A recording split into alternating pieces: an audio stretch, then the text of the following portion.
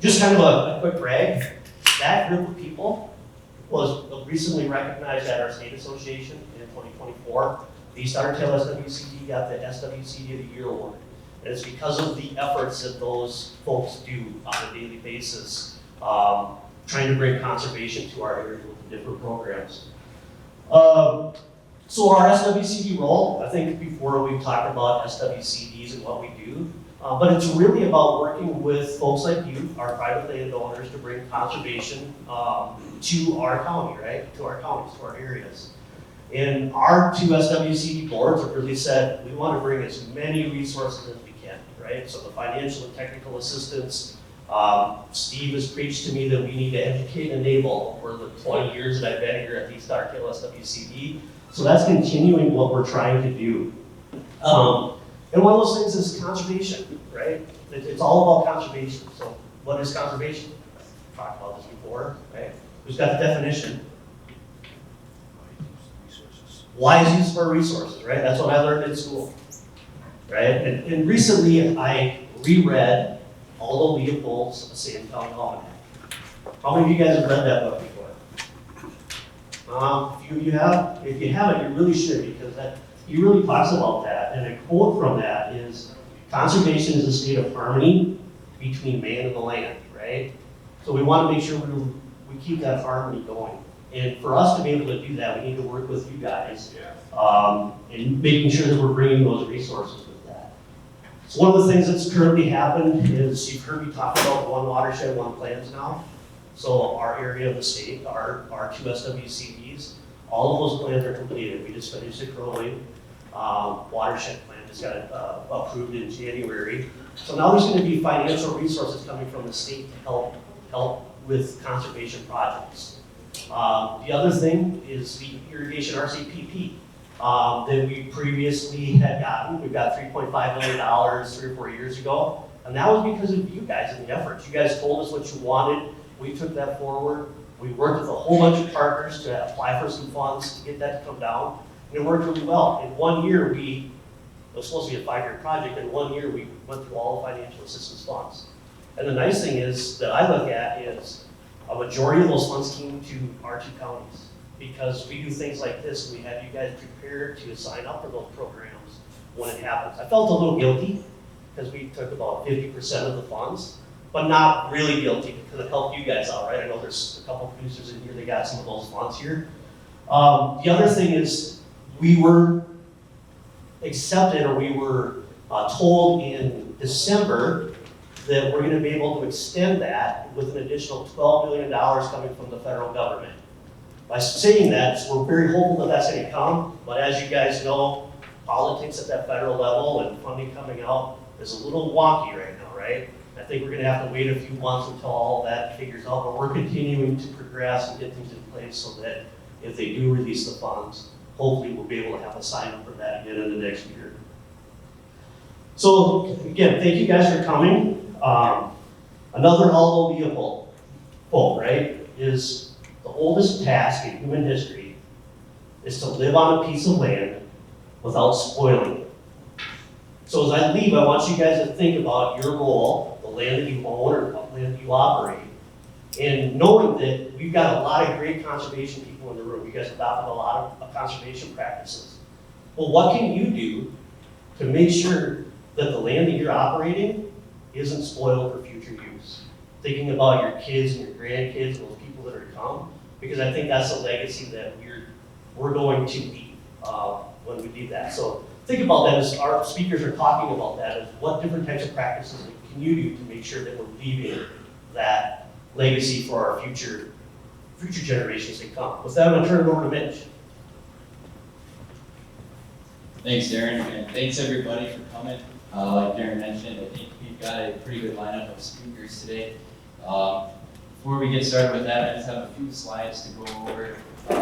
Every year, if you've come to this in the past, we run through a summary of our previous season with irrigation scheduling. I wanted to make an introduction. Peter Hendricks in the back, he just started last summer, so you'll be seeing him working with me on irrigation and soil health related projects throughout the two-county area. So we did 74 fields last year. It's that's kind of where the numbers have leveled off the last couple of years. Predominantly cornfields, some soybeans and edible beans, and then a few alfalfa and small grain fields as well. Every year we pull this chart together, and it's comparing 2 years ago and last year, the rainfall averages and the irrigation averages for each crop that we are doing scheduling for. And I was really excited to put this together this year because it's showing such a very, very different look than what we're used to seeing in 2021, 2022, and 2023. So if you can see the amount of irrigation was almost half of what it was in 23, and then the rainfall increased to almost more than half. One thing to know, as you all know, we got a lot of our rain early. It would have been nice, to have that drug out, but beggars can't be choosers. I think we were happy just to see that we were getting some rain, although the timing could have been a little bit better as far as crop usage goes. But that's one thing that I always like to point out, when we're putting this together, our end of season reports. It's fun to look at, and I really like being able to show that, especially after the last few summers that we've seen got really dry on us. And then one thing Peter and I looked at yesterday was from May 15th through June, we got over half of the rainfall for the season. So again, maybe this year, I'm not making any promises, but it'll drag out a little bit later for us in the summer, and that would be very beneficial. Another note, I wanted to talk about an upcoming event that we're planning. We're going to do another demonstration plot north of Deer Creek like we did in 2023. It's going to be a very similar setup. We're still working out the details, but I just wanted to put that bug in your ear, look alive for some mailings and advertisements on that. As I mentioned, we're still working on the planning process for that, but that is coming quick. So we're looking forward to that. So more to come. With that, I'm going to turn it over to our first speaker, Tim Gisecki with U of M Extension. He is focusing on ag water management, and prior to this role, he worked with the DNR on groundwater and aquifer-related work. So I will turn it over to you, Tim. Check. So thanks, Mitchell. I'm Tim Gisecki, University of Minnesota Extension. I started last October under ag water management. Normally you would see Dr. Vasu Sharma here, but she's been on leave. She'll provide you with probably a lot more detailed information on what you can use relative to irrigation management, but I'm replacing her for this year because she's on leave for a couple of weeks. So, as Mitchell mentioned, I previously was with the DNR out of the southern region. I dealt with communities in their groundwater. A lot of communities don't know where their aquifer is, who they share it with, if it's going up and down or staying the same. So I basically provided that information for them. Most of the time after we provided that, I'd ask them what we'd like to do with this information, and they would say, tell the people that we share it with. This is what you just told us. So aquifers down there are more limited than up here, but all aquifers have limits. And then prior to that, I had a business, Ag Resource Strategies, worked with a lot of ag groups, livestock, dairy. I kind of worked with them on their environmental issues that were creeping up at the time, 2007, 8, 9, 10.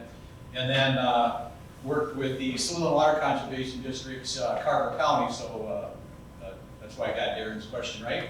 And also, getting the District of the Year award is pretty impressive. There's 80 some there, and a lot of the work gets recognized. So I'll go through. So my role here today is not so much to. I'm going to touch on some of the local aquifers just to give you a sense of what water you're using. But the first part of it is we have a Minnesota irrigation program.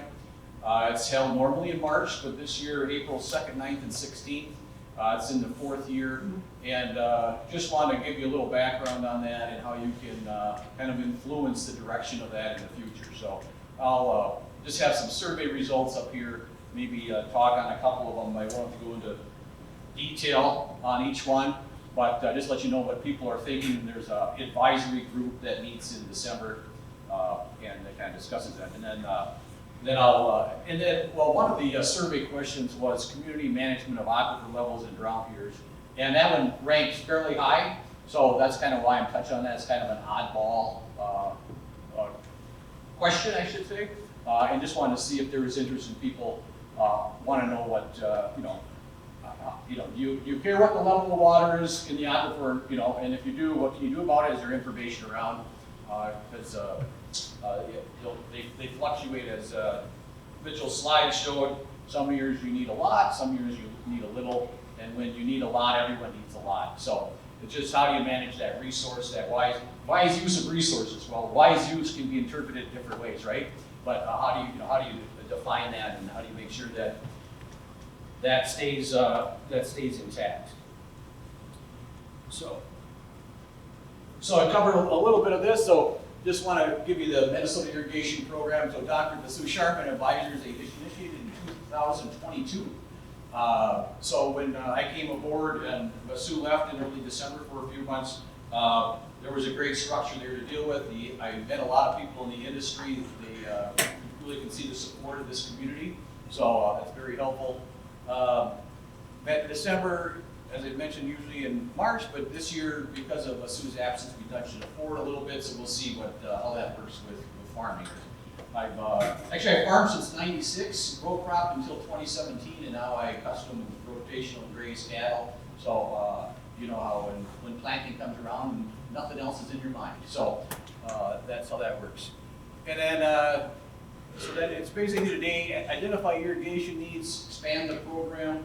I'm looking at recording the 3 sessions this year, and then creating some online modules, because 20 people a year can attend these, but there's a lot more irrigators other than 20 a year, so maybe identify some key components to put online that you can watch, because it's in Becker this year, and a lot of people aren't going to drive 3 hours to it. So that's kind of I should mention, besides irrigation, my other part of my job description is drainage. And so looking at where maybe water storage fits into drainage systems, water storage and reuse. Most of my work for there is going to be, I think, in the southern half of the state, while irrigation is going to be up in this area. So again, try to use that in person and then leverage that with some online work so people can tap into it. So this, like, the next few slides aren't very exciting, but I'm just going to let you know what people are thinking about, what their topics are. These are kind of ranked from top to bottom. So fungicide application through irrigation systems. That was not, I can't really speak much for the year before. Last year was not, so we did include that in there. Open ET has been very popular, so that's on it. Yahweh Yard from MDA covers that, along with the weather stations. And in the Department of Agriculture, they're expanding that weather station. I'm not sure, but you may have heard they're looking for sites on that, and any farm they're looking for kind of a farm that represents the area. And then hydrology, Minnesota, and then well assessment and permitting. So when I was with the DNR, I wasn't involved with the permitting process or well assessment, but I'm familiar with that process and how people have to go through to see if they can get the data they need to get permitted. And then a string of other issues here, irrigation management. So that's IMA back there, that will be at the course as well. Tom Hain from RD Office is going to talk about the flow meters. What he said about that is people are quite shocked, maybe surprised, when they put the flow meter on there relative to what they think is being put on. So over time, things deteriorate a little bit. The water isn't coming out at the rate that they expect. So they bought some units, and they're quite busy on calibrating units. So he'll talk about that. Water conservation and concern, and then ET-based scheduling checkbook, which your local SWC staff are very well aware of that. And then still under irrigation water management, variable rate and nutrient management. So On the bottom there, I mean, those are important topics. People take surveys. They're represented by the ones that, right? If you don't show up at the table, you're on the menu. That's the kind of thing. If you don't show up in a survey, you're not going to get here. So these are what the group said was important, and kind of have to read into a little bit. If they're very well versed on the bottom ones, they may not pick it as a high priority, even though it's very important. So we have to read a little bit into these surveys so you don't take them for straight value. And then the interest on agronomics was chemigation compliance and soil health, cover crops. I recall at the last Irrigation Association meeting, Jake mentioned some legislative issues related to using irrigation water for getting cover crops started and things like that. So, if you're going to invest in the cover crop, you want to make sure it does the trick. And then Central College will talk about nutrient economics. And I got just two more of these slides here. So one new topic this year is, you're familiar with subsurface drip irrigation, I assume, and then what a lot of people I found out weren't familiar with is drag line. So down in southern Minnesota, I'm very familiar with the drag lines they use to inject hog manure, and while I wasn't aware of drag lines for irrigation. So we're going to have someone speak on that. It's mobile, so you can move it around your farm. If you have a river or a lake or a high capacity well, you can share it with neighbors. So they drop it right down the line, right down the corn rows. So that's something that you may all be aware of it, but I found a lot of people that aren't. Irrigation system maintenance. These are some typical things that you're well aware of that people rate on importance. And then the last kind of catch-all is special topics. Special crop disease management, salinity. That one, I don't know if it's maybe answered, but I mean, is salinity becoming a problem? I suppose it depends on the water quality and things like that, but you see, you may be seeing some increases in salinity. And then community management of aquifer levels, Minnesota Ag Water Certainty Program, trends in groundwater, funding opportunities, remote sensing. So those are kind of like, say, catch-all topics. And then here's the one that I'm going to talk about for the remaining here, community management of aquifer levels. And like I say, I kind of drawing from my experience when I was working with communities in southern Minnesota, I just found out that, people aren't really aware of what the container looks like underground, what they're tapping into. Minnesota's been glaciated multiple times, and every time it scrapes back and forth, it makes some crazy underground characteristics. And Minnesota has one of the most complex underground geology, in the United States, just because of that mixing. So I'm not a hydrogeologist. I can say the word, but I am not one. So just want to let you know what resources are available to you to understand what you're using. So on the right there is a map of Medina County, and you can kind of see those lines there, kind of slices. So what they do is they take well logs from those slices and start analyzing what's underneath the ground and give you a picture of where you're tapping into. So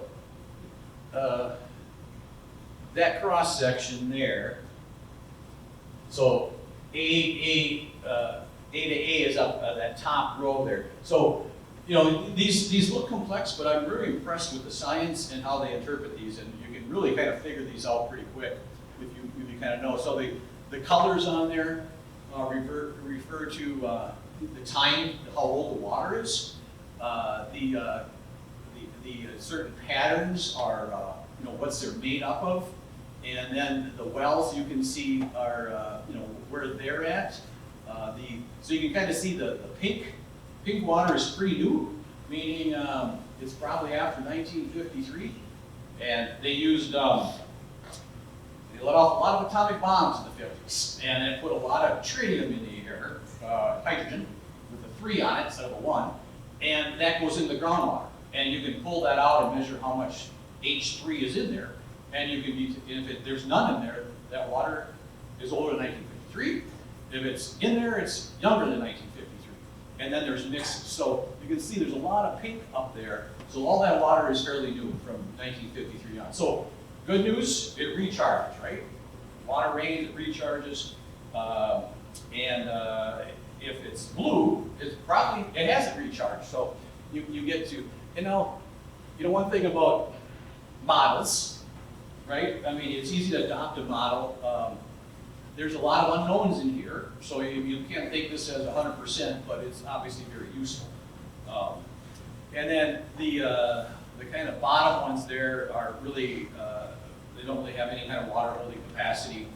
And then there's all sorts of little letters on there that mean certain things that I'm not going to go through, and I can't read these 100% either, but I've used them for several years. And then, like, there's I don't know if you can see it, there's some red E's up on that cluster there by Duck Lake. And there's like certain signatures. It's like they can tell that lake water gets down there. So there's a lot of things you can read on that. So that's the northern part of the county. The water availability is pretty good, right? There's water in lots of places, and it recharges. And there's a few old pockets down there that you can see people have tapped into. So these are just some of the, so then if you cut down halfway through the county, looks different, right? So the water availability in this slice is much less. But in the scales, I should have mentioned the scale before, that pink over there is still 40, 50, 60 feet thick there. The other ones were a few hundred feet thick. And then in this area, you get some older water down in pockets there. And so, I don't know what pointer, I don't know if this pointer works or not, or if that is. Anyway, if you start getting into sharing, if you share that aquifer that has old water in it, then it's not recharging, and then you can siphon out water without, you can take more water out that goes in under certain circumstances. But that's kind of why you're, up in this neck of the woods, you get good recharge. So they also have some, I don't see any on this map, but they also have dates of water. So down in Nicollet, Sibley County, you can find water that's 20,000 years old, 40,000 years old. Just down there, buried, doesn't get recharged. They can be big, they just don't I shouldn't say they don't recharge, they just take no time. Then the final slide I'll show you is the bottom. Well, not the final slide, but the final slice.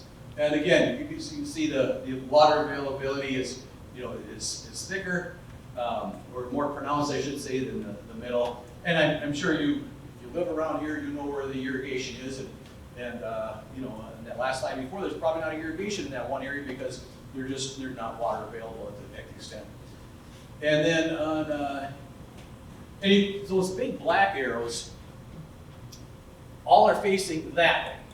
And you have a tendency for water to flow downhill, right? And you can see because it's the elevation's about 1350 on that side and 1250 on that side. Overall, your groundwater is always going to be going that direction. So that's just kind of common sense, but it does shift around a little bit. And then I don't know. Let's see. I think I add something here yet. So down here is a graph of two wells, and maybe got a slide to show you where they're at.